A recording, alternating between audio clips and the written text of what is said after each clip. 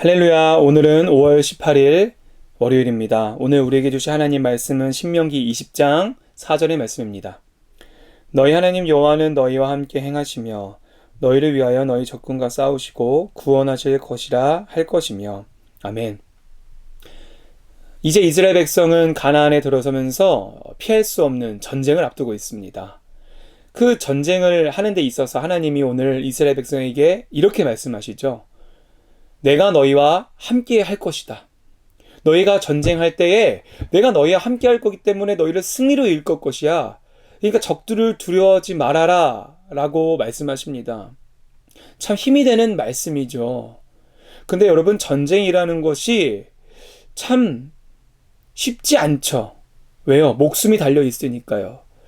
정말 자칫하면은 내 목숨뿐만 아니라 우리 가족의 목숨조차 다 위협받을 수 있는 것이 바로 전쟁입니다.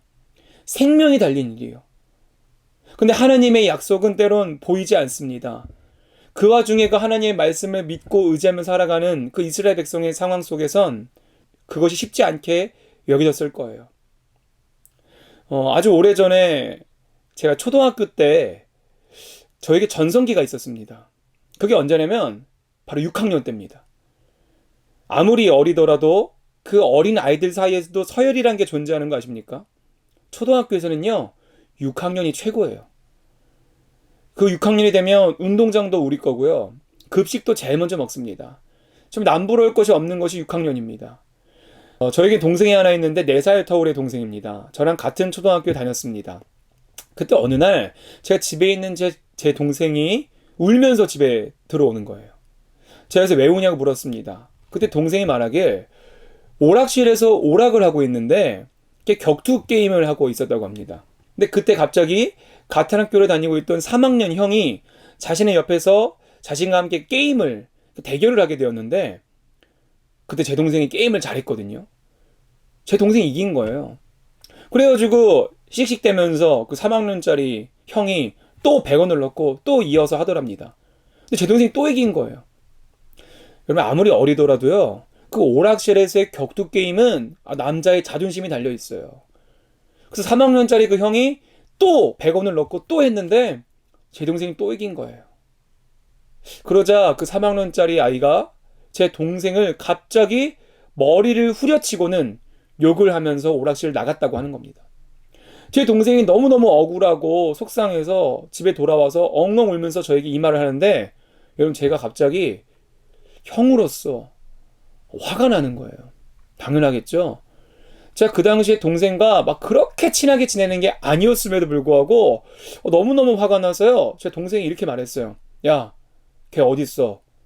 앞장서. 라고 해서 그 친구를 찾아 나섰습니다. 그래서 동생이 갔던 오락실에 저도 갔어요. 근데 그 3학년짜리 아이를 가리키면서 저기 있어, 저기 있어 라고 제 동생이 말하는 거예요. 제가 그때 그 친구에게 다가갔습니다. 여러분, 3학년에게 있어서 6학년은요, 하늘 같은 존재였어요. 6학년인 제가 당당하게 그 친구에게 이렇게 말했습니다. 야, 네가 내 동생 때렸어? 라고 말을 하자 그 3학년짜리 아이 표정이 굳었어요. 왜요? 6학년 형을 만났거든요. 그러자 갑자기 제 동생이요, 갑자기 제 앞을 지나가더니 발로 그 3학년짜리 형의 엉덩이를 걷어차는 거예요. 그리고 다시금 제 뒤로 돌아왔습니다. 여러분, 제 동생에게 어떻게 그런 용기가 있었을까요? 제 동생이 싸움을 잘했을까요? 제 동생이 갑자기 용기가 갑자기 막 솟아났나요? 이유는 하나입니다. 자기의 형이 6학년이었기 때문이에요. 얘 자기보단 세지만 자신의 형이 6학년이었기 때문에 마음껏 그 3학년 앞에서도 의기양양하게 어깨를 피며 심지어 엉덩이를 걷어차는 일까지 서슴없이 할 수 있던 거죠.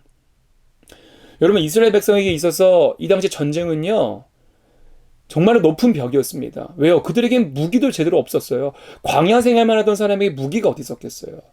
그런데 이미 무기들과 한 나라에 정착해 살고 있던 그 민족들과의 전쟁은 어찌 보면 2학년짜리가 20살짜리 운동선수와 싸우는 것 같은 큰 벽을 느꼈을 것입니다. 근데 그때 그 이스라엘 백성이 그들과 전쟁할 수 있었던 이유, 그리고 승리할 수 있는 이유가 있다면 그들이 전쟁을 잘해서 전략을 잘 짜서도 아니고 단 한 가지입니다. 바로 하나님이 함께 하신다는 거예요. 이것을 믿고 이스라엘이 나갔을 때에 그들은 승리하였습니다. 하지만 반대로 그들이 그 하나님을 믿고 의지하지 않았을 때에 그들은 패배하였죠. 예전에 LA에 안톤 레비라는 사람이요, 종교 하나를 만들었대요. 그 종교가 뭐냐면 바로 사탄교입니다. 사탄교. 사탄을 신으로 숭배하는 교회예요.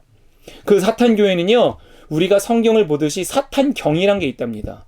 사탄경은 총 4개로 되어 있는데 그 중에 4번째 책의 4장 13절에 보면 그 사탄교의 아주 가장 주요 핵심 구절이 있답니다. 거기 이렇게 써 있대요. 내 자신의 주인은 너 자신이다. 사탄교에서 말하는 핵심 주제가 뭐냐면 너의 주인은 네 자신이라고 말하는 거예요. 여러분, 성경에서는 그렇지 않습니다. 우리 삶의 주인은 하나님이라고 말하고 있어요. 여러분, 왜 성경에서 그렇게 말할까요?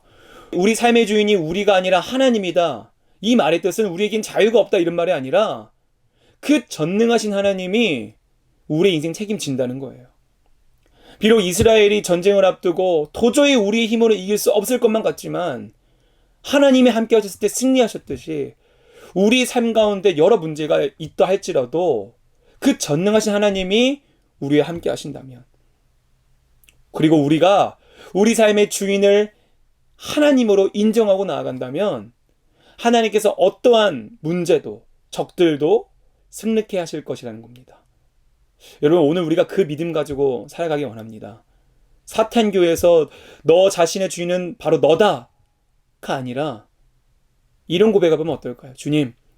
주님이 내 삶의 주인 되십니다. 주님이 내 삶 책임지실 줄 믿습니다. 지금 이 문제가 있을지라도 주님이 내 삶 이끄실 줄 믿습니다. 이렇게 믿음으로 고백하며 살아가는 저와 여러분 되시길 주님의 이름으로 소망합니다. 기도하겠습니다. 하나님, 이스라엘 백성에게는 힘이 없었습니다. 도저히 그 전쟁에서 승리할 수 있는 요령도 없었습니다. 그럼에도 불구하고 하나님이 그들과 함께 하실기에 승리하셨을 줄 믿습니다. 전쟁은 더 이상 우리에게 속한 것이 아니고 하나님에게 속한 것일 줄 믿습니다. 우리 삶의 문제 또한 주님께서 이끌어 주시고 보호해 주시고 책임져 주실 것을 믿사오니 그 전능하신 주님을 의지하고 살아가는 오늘 하루 되게 도와주시옵소서. 예수님의 이름으로 기도합니다. 아멘.